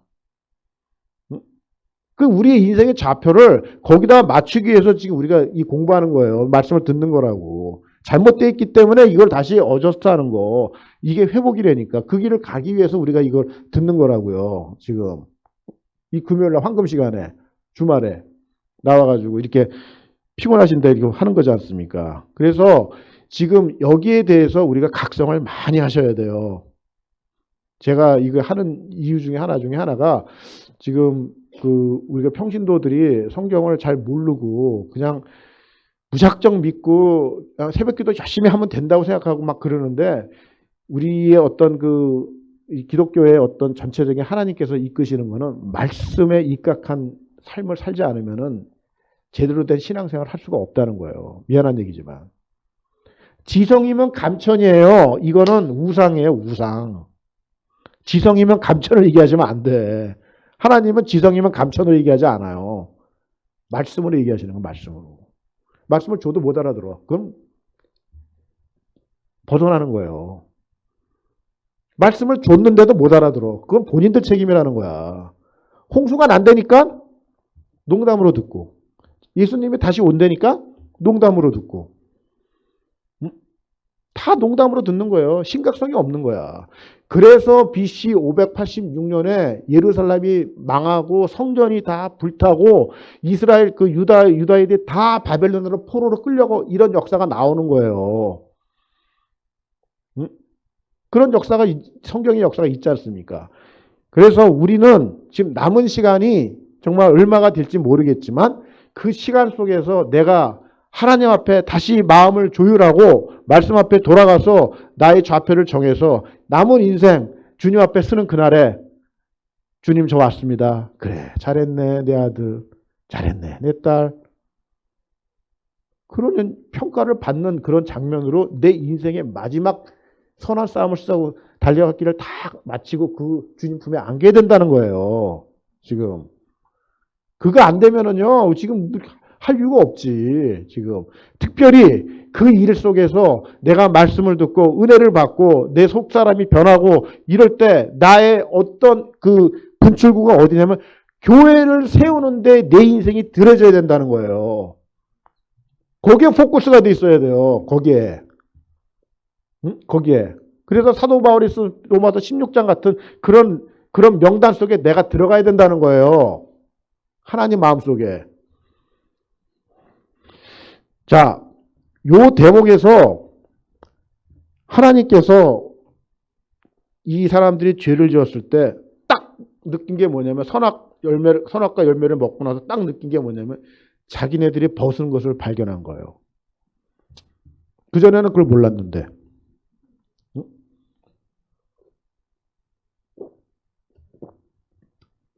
그 수치심을 느낀 거예요. 그래가지고 그 수치심을 가리기 위해서 자기네들이 무화과 나무로 옷을 만들어서 가린 거예요. 네? 그랬더니 시간이 지나니까 무화과 나무 잎사귀들이 다 말라 배틀어지네. 네? 그 일시적인 방편으로 가렸는데 오래 가지 못하는 거예요. 자, 요 대목을 저는 그거를 인간의 잔머리라고 얘기를 해요. 우리가 신앙생활 할 때 이 잔머리를 너무 많이 쓴다는 거야. 그러니까 우리의 잔머리는요, 위기 그 한순간은 넘어갈 수 있지만 그 위기는 다시 와요. 무화과 나무 잎이 말라버리면 다시 무화과 나무 하지만 또 마른다는 거야. 또 오는 거야, 또. 근본적인 치료가 안 되는 거예요. 우리의 잔머리로는. 우리의 영적인 문제나 우리의 내적인 문제가, 우리의 가정의 문제가 근본적인 문제부터 해결이 안 된다는 거예요. 우리의 잔머리 가지고는. 그게 세상의 교육이에요. 응? 근데 예수님이 이 땅에 오셔서 병든 자를 고치고 다 하잖아요. 근데 그 사람들을 고쳐주고 할 때 병을 고쳐준 게 아니에요. 병뿐만 아니라 영혼까지 고쳐주시는 거야. 근본을 고쳐주시는 거야, 근본을. 그 근본이 뭐 어떻게 되는 거예요? 하나님을 알고 하나님의 경배하고 하나님 앞에 예배드리는 그 자리로 돌아가는 거. 그게 복의 현장이라는 거야. 그게 그 히브리 단어에 그 우리가 복이라는 단어를 쓰잖아요. 복. 이 복이 히브리어 원어가 뭐냐면 바라크라고 그래요. 바라크. 제가 히브리에서 죄송해요. 또 목사님 앞에서 주름 잡아가지고. 바라크인데 이 바라크의 뜻이 뭐냐면은 무릎을 꿇는 거예요. 네? 그래서 이 복이라는 단어는 히브리어는요, 우리 인간의 언어가 아니에요. 이거는 하나님의 언어예요. 하나님의 언어. 그걸 유대인들이 그거를 이제 쓰는 건데, 그 유대인들이 이름 속에 다 하나님하고 연결된 이름이에요. 그게 유대인들의 이름들은. 네? 그래서 이 히브리어는 이거는 정말 홀리 언어예요. 지금 하나하나가 다 의미가 있는 거예요. 깊은 뜻이 있어요. 이 바라크가 무릎을 꿇는 거예요. 저는 어떻게 생각하느냐. 에덴 동산에 아담을 거기다 두었다 그랬잖아요. 그래서 제가 영적인 제사장이라고 하는 거예요. 그 에덴 동산에 그 아담을 두었을 때 이 아담이 복 받으라고 그러잖아요. 복을 주시며 할 때. 이 복은 뭐냐면은 그 에덴 동산에서 그 다 누리고 그거를 뭐 관리하고 다스리고 네 맘대로 다 하고 하지만 네가 복의 현장이 되기 위해서는 무릎을 꿇어야 된다는 거야. 그게 복이에요. 내 위치 가운데서 질서 가운데서 내 위치를 찾아서 거기서 무릎을 꿇는 게 복의 현장이에요. 예? 그랬는데 지금 이거 경계를 넘어간 이 사람들이 지금 딱 발견한 게 뭐냐면 자기 수치심을 발견하고 거기에다가 이거를 막 그걸 가리려고 그냥 인간적으로 잔머리를 쓴 거 아닙니까? 그래서 하나님께서 가죽옷을 입혀주는 거예요. 가죽옷이 뭐예요? 동물의 희생이에요. 그래야 가죽옷이 나오니까. 예? 그래서 이 성경에서는요, 이 옷에 대한 개념을 잘 아셔야 돼요. 성경에서 이 옷에 대한 개념을 잘 알고 있어야 된다는 거야. 특별히 성막에 보면은 대제사장의 옷이 있어요. 이게 다 예수 그리스도의 상징이에요. 이거 뭐 시간이 없으니까 내가 그것까지 얘기를 못 하겠는데. 그래서 이 옷을 우리가 어떻게 우리가 지금 보여내면은 그 예수 그리스도께서 이 땅에 오셔가지고 비유를 얘기해요. 비유를. 어떤 비유를 얘기하냐면은 어떤 잔치, 결혼식 잔치 같은데 갔는데 청함을 한 거야. 사람들 인비테이션 했는데 다 예복을 입고 오는 거예요. 근데 어떤 한 사람만 예복을 안 입고 왔어.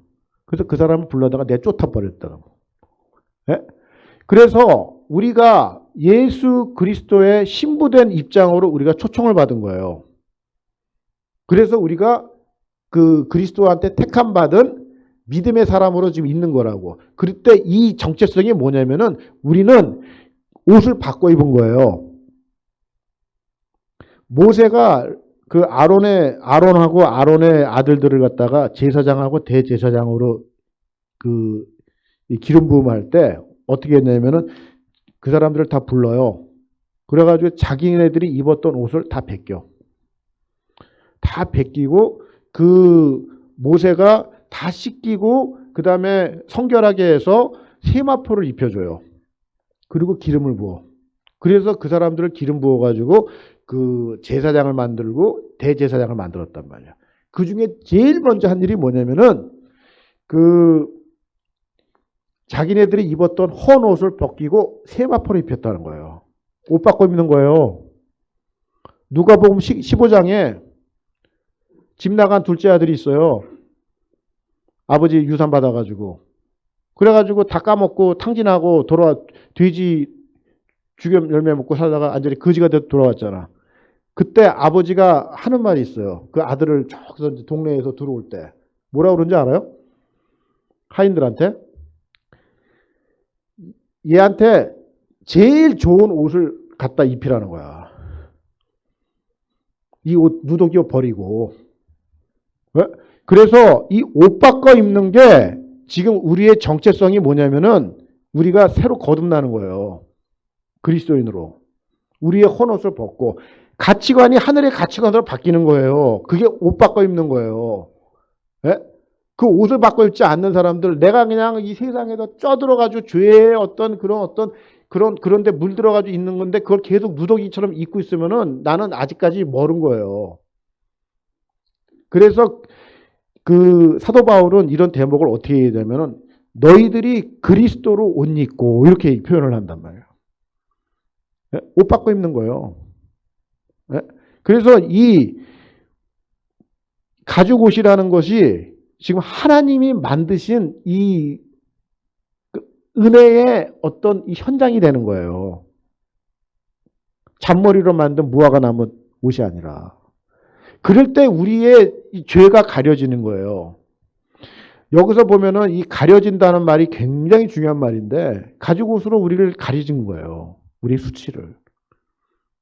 이 가려지는 게. 그게 은혜라는 거야. 자, 그래서 지금부터 제가 이 가장 중요한 오늘의 하이라이트를 얘기를 해야 되는데, 자, 우리의 지금 3장 15절에 여인의 후손 얘기를 해요. 여러분들이 이 여인의 후손을 어느 정도 인식을 하고 이거를 정리하고 있는지 정말 어떤 그 주춧돌 같은 그런 이 얘기를 하는 건데 지금 이걸 잘 듣고 오늘 제가 말씀드리는 거 잘 듣고 성경을 잘 좀 정리했으면 좋겠어요. 자, 아담과 하와한테 뭐 평생 뭐 너는 뭐 일을 하고 너는 뭐 해산의 고통을 하고 이제 그렇게 하다가 이제 뭐를 얘기하냐면은 뱀한테 하는 얘기를 하는 거예요. 뱀. 뱀한테 얘기하는데 자, 3장 15절 보겠습니다. 다 같이 시작. 내가 너로 여자의 원수가 되게 하고 내 후손도 여자의 후손과 원수가 되게 하리니 여자의 후손은 내 머리를 상하게 할 것이요 너는 그의 발꿈치를 상하게 할 것이니라 하시고 이렇게 돼 있죠. 요 말씀이 지금 신학적인 용어로 원시복음이라고 그래요. 원복음. 이게 복음이에요. 여인의 후손. 그러니까 여인의 후손 그러니까 너무 생소한 거야. 이게 무슨 얘기하는 건지. 이게 지금 예수 그리스도 얘기하는 거예요. 예수 그리스도. 그래서 여인의 후손이라는 거가 이 여인의 후손을 통해서 구속을 시켜주는 거예요. 이 죄에 물들어 있는 아담의 후손들을. 예? 구속을 시켜주는, 구원을 이루게 해주는 걸 여인의 후손으로 통해서 이루어진다는 거예요. 그래서 이 여인의 후손의 후손들이 나올 거 아니야. 그래서 지금 아까 얘기했지만 하나님의 나라, 세상 나라. 또 하나는 뭐냐면 여인의 후손의 후손들, 뱀의 후손들. 이렇게 두 개가 나눠지는 거라고요, 지금. 네? 여인의 후손의 후손들이 있다는 거야, 지금. 자, 그래서 여기서 파생하는 게 뭐냐면 족보가 파생하는 거예요. 족보. 창세기 족보 나오죠? 족보 나오면 다 덮잖아. 자, 이 족보가 구약에 쌓이고 쌓여가지고, 제가 이 족보 얘기해도 참 할 얘기가 많은데, 나 벌써 15분이야. 자, 족보가 쌓여가지고 나온 족보가 마태복음 1장, 누가복음 3장. 이게 예수 그리스도의 족보예요. 이걸로 딱 완성이 되는 거예요. 족보가 다 쌓여가지고. 네? 그래서 마태복음 1장 족보를 저희가 잘 알고 있어야 돼요. 그 여인의 후손으로 나오는 족보예요. 그게. 자, 마태복음 1장을 제가 피겠습니다.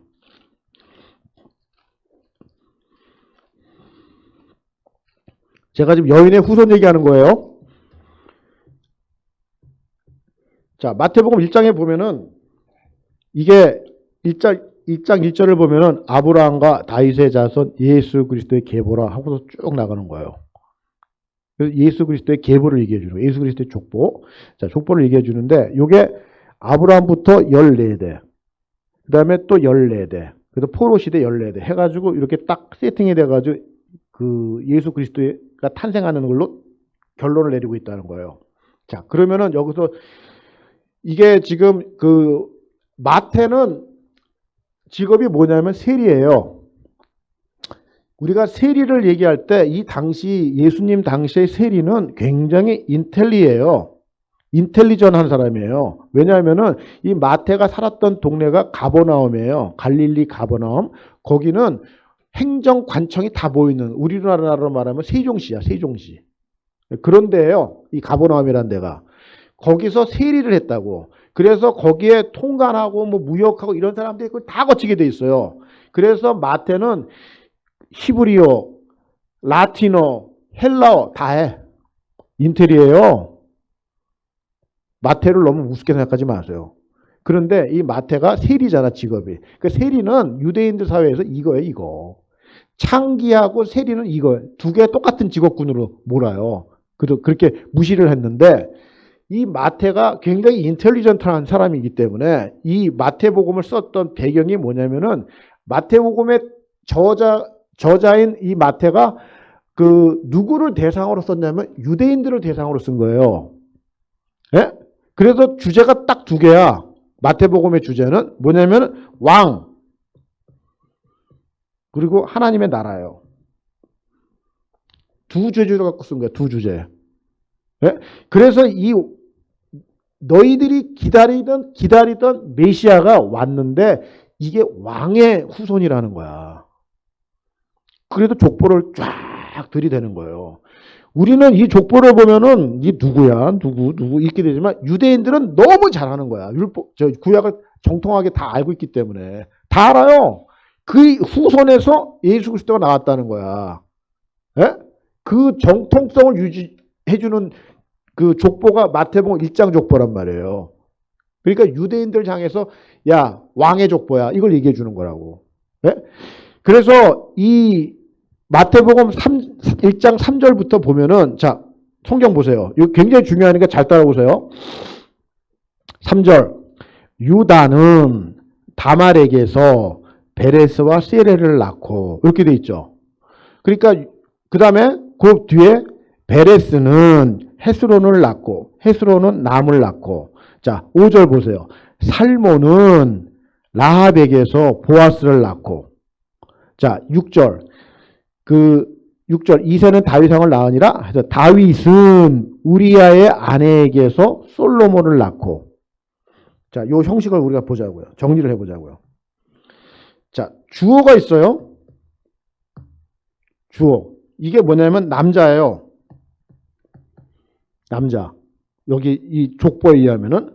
그런데 여자가 나오잖아, 여기 액에서.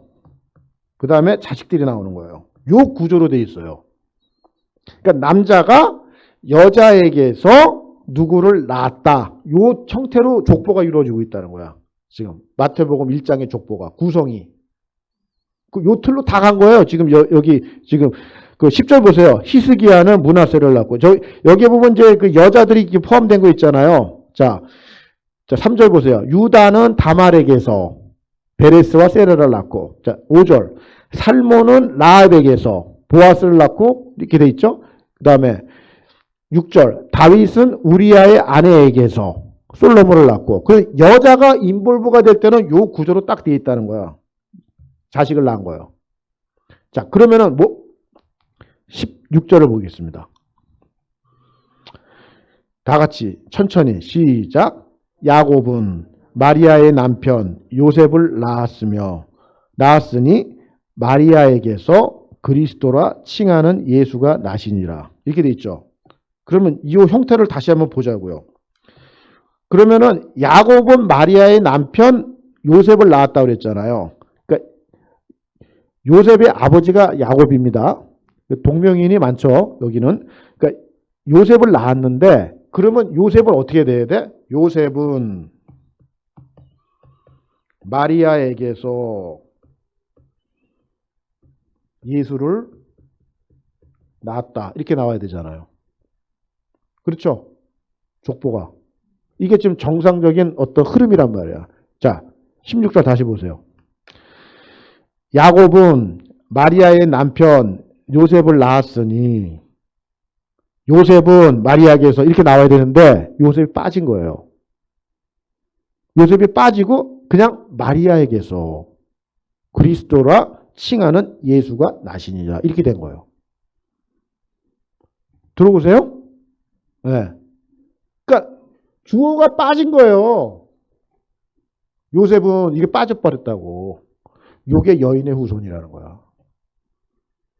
자, 그럼 여기서 키를 하나님은 그러면은 창세기 3장 15절에 여인의 후손 얘기를 했는데 마태복음 1장에서 딱 이렇게 정확하게 얘기를 해서 했는데 그러면 왜 여인의 후손으로 와야 하냐는 거야. 이 메시아가. 생각을 해봐야 되는 거 아니에요. 이유가 있을 거 아니에요. 그죠? 자, 창세기 3장에서 지금 죄가 들어와서 아담이 죄를 짓고 지금 나와 있는 어떤 상태에서 죄를 짓고 에덴을 쫓겨나갑니다. 신라건이 돼요. 예? 자, 그 상태가 됐었을 때 아담의 후손들은 다 죄인이 되는 거예요. 원죄. 그걸 원죄라고 그러잖아. 태어나는 순간 죄인이야.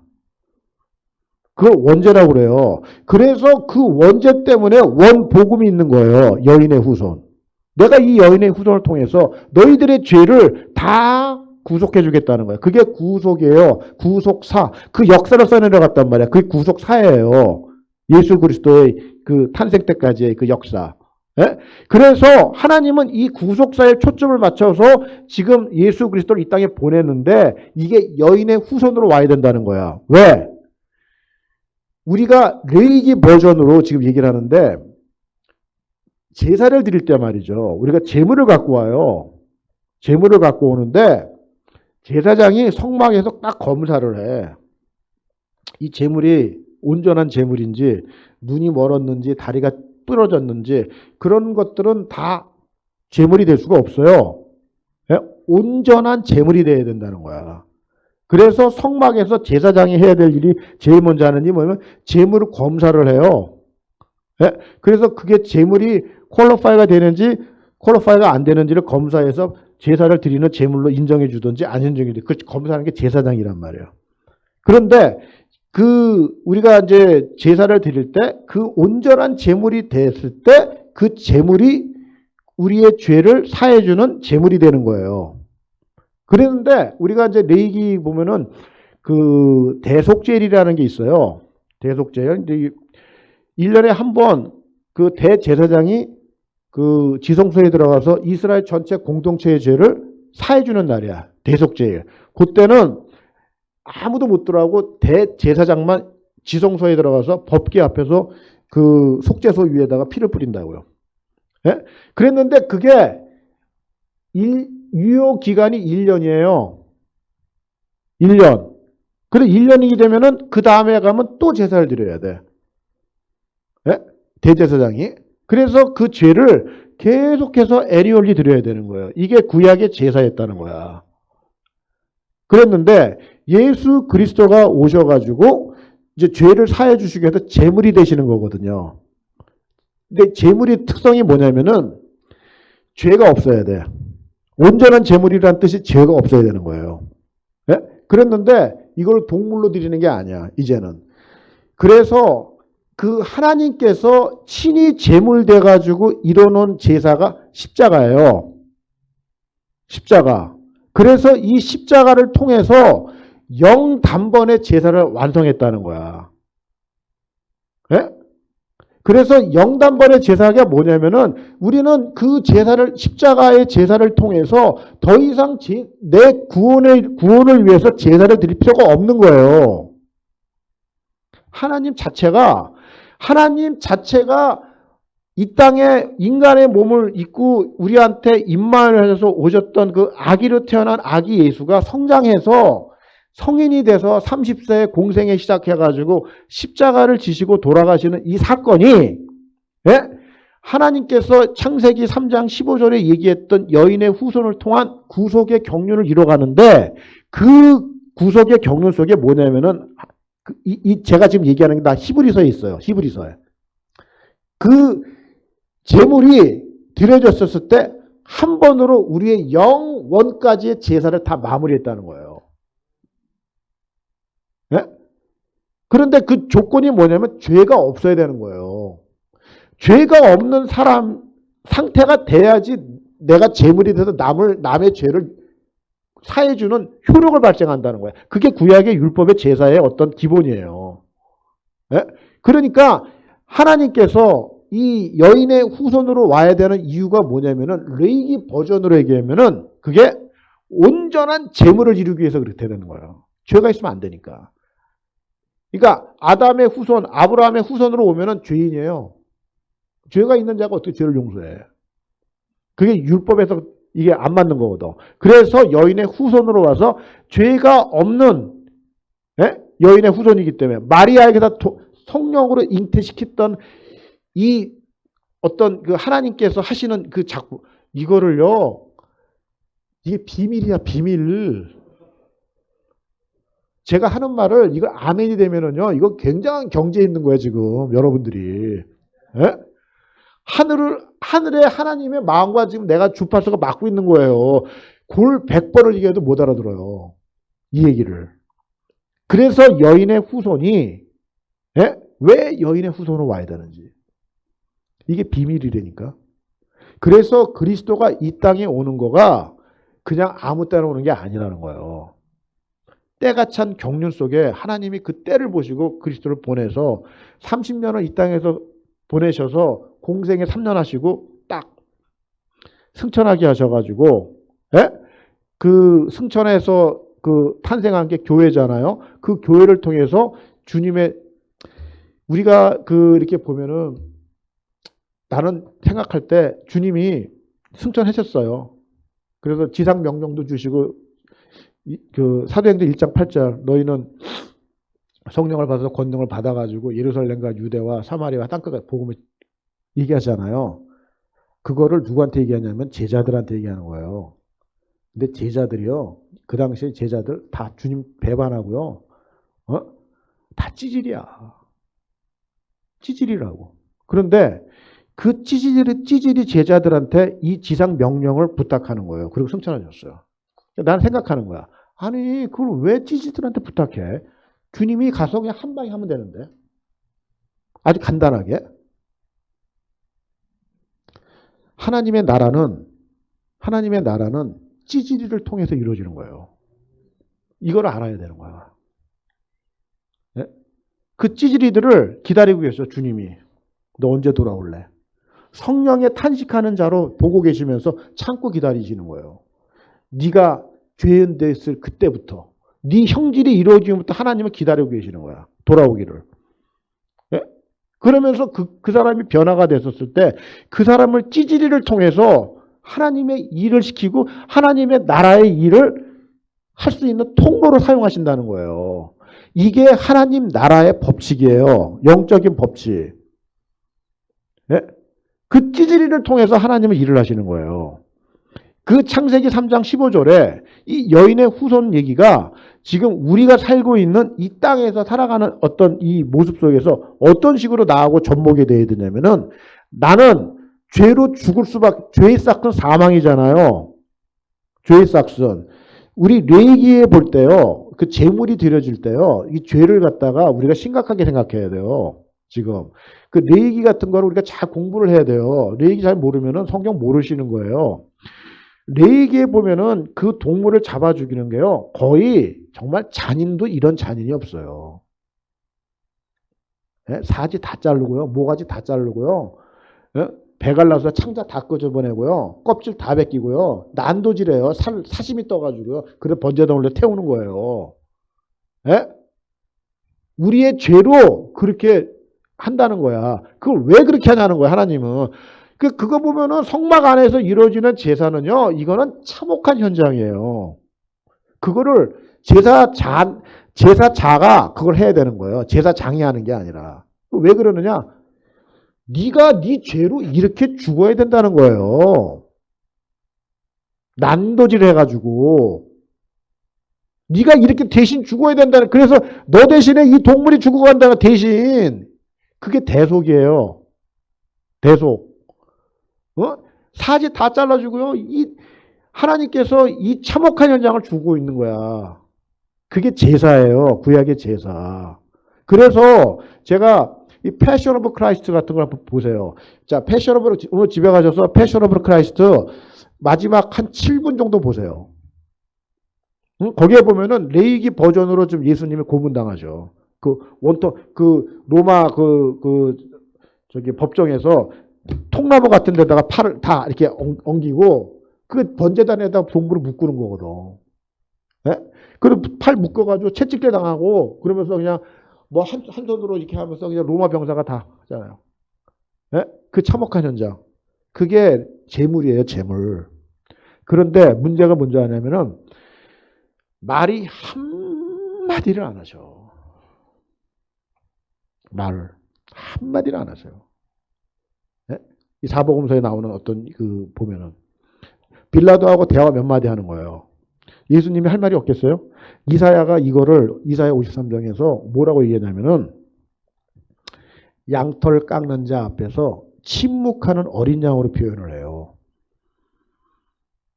그게 예수 그리스도의 죽음이에요. 예? 여인의 후손으로 와가지고. 왜 그렇게 돼요? 할 말 많았다니까, 예수 그리스도가. 그래서 이 하나님의 나라를 이루는 어떤 이 통로를 그리스도께서 자기 몸으로 친히 완성하신 거라고. 이 제사를. 그래서 지금 요가 창세기 3장 15절 다시 한번 돌아가겠습니다.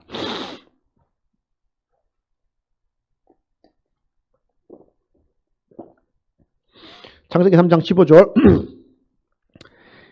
다 같이 한번 읽어보세요. 내가 이렇게 시작하죠. 내가 너로 여자의 원수가 되게 하고 내 후손도 여자의 후손과 원수가 되게 하리니 해가지고 쭉 나가잖아요.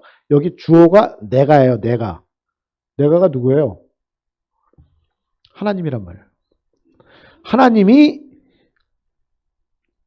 뱀하고 여자의 원수가 되게 했다는 거야. 지금. 자, 이렇게 됐는데 요한복음에 보면은요. 내가가 주어가 돼가지고 이거를 여자의 후손으로 이 구속을 시키겠다는 이 전체 청사진을 어떻게 하나님이 이루어 가시냐면은 요한복음에 와가지고 십자가에 달려가지고 예수 그리스도가 죽을 때 뭐라고 하냐면 다 이루었다라고 이렇게 얘기를 해요. 다 이루었다. 네? 다 이루었다. 예수님이 하나님이에요, 지금. 창조주 하나님이에요. 제가 1강 때 얘기했죠. 그 말씀으로 그 창조하신 그 현장. 예수님의 정체가 하나님의 아들도 있지만 창조주 하나님이 오신 거예요, 지금. 직접 인간의 몸을 입고 그래서 십자가에 달리신 거예요. 그 고문 다 동영하고. 패션 오브 크라테에 가서 보세요. 그거를 하고서 마지막 말이 다 이루었다예요. 근데 그 다 이루었다고 하는 거는 이 땅에서의 하나님의 나라의 부분적인 모습을 이루신 거예요. 전체 그림이 아니에요. 자, 이 이름을 어디서 완성하냐? 요한계시록 한번 펴보겠습니다. 요한계시록 21장 6절. 자, 천천히 다 같이 한번 읽어보겠습니다. 또박또박. 또 내게 말씀하시되 이루었도다. 나는 알파와 오메가요. 처음과 마지막이라. 내가 생명수 샘물을 목마른 자에게 값없이 주리니. 자, 창세기 1장, 2장의 이 상태가 죄가 없는 상태, 하나님의 완벽한 통치와 다스림과 영역 안에 있는 하나님의 나라라고 그랬어요, 제가. 그렇죠? 그랬는데 이 요한계시록 21장, 22장은 그 바로 전장 20장에서 사단을 불못에다 가두고 유황불에 가두고 난 다음에 벌어지고 있는 그 새하늘과 새 땅, 새 예루살렘의 모습을 얘기해 주는 거예요. 그러니까 사단이 빠져있는 죄가 없는 창세기 1장, 2장의 모습으로 그대로 회복된 모습을 얘기해 주는 거예요. 예? 그랬는데 여기서 지금 6절에서 얘기해 주는 게 뭐예요? 내게 말씀하시되 이루었도다 이렇게 얘기하는 거예요. 그래서 창세기 3장 15절에서 내가가 주어가 돼가지고 여인의 후손 얘기를 했을 때 그 구속의 경륜 속에서 하는 역사의 흐름을 예수 그리스도를 통해서 이 땅에 이루게 해서 하나님의 어떤 그 구속 사역을 이루어 드렸는데 그 마지막 완성은 새하늘과 새 땅, 새 예루살렘에 가서 완전히 퍼펙트하게 그게 이루어지는 거라는 거예요. 이 주체가 누구예요? 하나님. 그래서 이 전체 흐름을 딱 갖고 있어야 된다는 거예요. 지금 이게 성경에서. 예?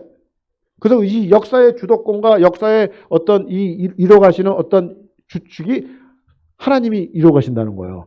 그 하나님이 친히 이 땅에 오셔서 예수 그리스도가 이 땅에 오셔가지고 인간의 모습으로 오셔서 이루어진 이 십자가 사역을 통해서 우리가 구원을 받고 그 하나님의 백성이 된 거 아니에요. 그 백성들이 어디를 가야 되냐면은 새하늘과 새 땅, 새 예루살렘 그 영혼을 향해서 우리가 가는 거라고요. 이 그림을 우리가 갖고 있어야 된다는 거야. 그러니까 우리가 이 땅에 어떤 초점을 맞추는 게 아니라 지금 우리의 데스티네이션을 보고 우리의 속한 거는 하늘의 시민권자로서 우리가 그걸 바라보면서 우리의 데스티네이션이 이 땅이 아니다. 그 영혼을 바라보는 그런 각성을 하고 우리가 지금 이 땅에서 살아야 된다는 거예요. 지금 이게 창세기 3장에 나와 있는 어떤 그 전체적인 흐름은 그런 거예요. 여기서 지금 하나님의 나라가 어떤 것이고, 자, 사단이 어떤 일을 하는 거고, 지금 사단의 전략은 무엇이고, 사단은 지금 뭘 하려고 그러는지, 이런 걸 좀 잘 분석하고 있어야 돼요. 모든 관계를 다 절단하는 거예요, 사단은. 예? 그래서 하나님 관계를 깨트리는 거고, 가정을 깨트리는 거고, 교회를 깨트리는 거고, 분란시키고, 이간질시키고, 거짓말하는 자이라고 그러잖아, 예수님께서. 예? 이제 그런 걸 보시면서 이 하나님 나라가 어떻게 이루어지고 어떻게 완성되고 하나님은 지금 뭘 얘기하시는 건지 여인의 후손을 통해서 마태복음 1장에 나오는 족보가 어떤 얘기를 하는 건지 이런 거를 좀 잘 좀 이렇게 정리하셔가지고 제가 이제 8주가 끝난다 하더라도 계속해서 본인들이 성경을 읽으시면서 그렇구나 아멘 성경 말씀 깨달아지면은요 여기다 닭살 돋는 거 아세요? 여기 닭살 돋아요. 이렇게 돼요. 밥 안 먹어도 배가 안 고파요. 정말 하나님과 나와의 교제 속에서 그 말씀이 깨달아지면은 닭살 돋아요. 이렇게 돼요. 그런 감격을 누리시면서 성경을 혼자서 주야를 묵상하는 여러분들 되시기를 간절히 바라겠습니다. 자, 같이 기도하겠습니다. 사랑이 많으신 고맙고 감사하신 하나님 아버지, 오늘도 사단은 우리를 무너뜨리려고 우는 사자같이 덤벼드는데 정말 저희들 하나님 말씀으로 무장하고 하나님 말씀으로 세워질 수 있도록 하나님 준비시켜 주시옵소서. 특별히 교회를 세우는데 우리 인생에 들여지게 하여 주시옵시고 하나님의 마음이 이 교회를 통해서 하나님의 나라를 이루어가는 통로로 사용하자고 하는데 하나님께서 로마서 16장에 보여준 그 믿음의 사람들의 족보처럼 그 많은 사람들처럼 하나님의 생명에 속한 자가 될 수 있도록 하나님 인도하여 주시옵소서. 오늘도 창세기 3장을 통해서 정말 사단의 정체와 하나님 나라 여인의 후손을 통한 하나님의 그 구원 계획과 구속의 경륜을 하나님 오늘도 깨닫게 하심을 감사를 드립니다. 오늘도 이 말씀을 붙잡고 살아가는 귀한 하루가 될 수 있도록 인도해 주시옵시고 우리의 남은 삶이 될 수 있도록 하나님 우리 인생을 빚어가 주시옵소서. 감사를 드리오며 예수님의 이름으로 기도하옵나이다. 아멘.